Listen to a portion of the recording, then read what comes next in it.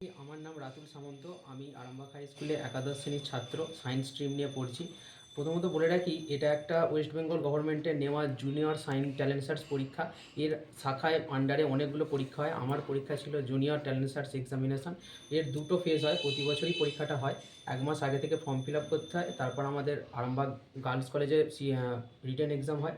সেখানে আমি সাকসেসফুল হই এবং তারপর ইন্টারভিউতে আমাকে ডাকা হয়। কলকাতার কসবায় আমি ইন্টারভিউ দিতে যাই। সেখানে তার 1-2 সপ্তাহের পর আমার ইন্টারভিউ রেজাল্ট দেয় যে আমি সিলেক্ট হয়েছি এবং আমাকে স্কলারশিপ দেওয়ার জন্য আমাকে মেল পাঠানো হয়।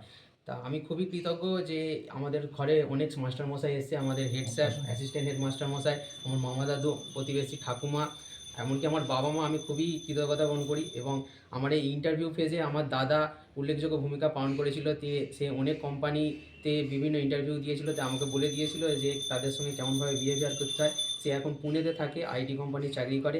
সুতরাং এদের সবার প্রতি আমি খুবই কৃতজ্ঞতা রাখি এবং আমাদের খুব সৌভাগ্য যে আজকে আমাদের সকল মাস্টারমশাই আমাদের বাড়িতে এসছেন এবং তাদের প্রতি আমি সবসময় কৃতজ্ঞতা থাকবো। নাম রাতুল সামন্ত। সাফল্য তো অবদানটা বল।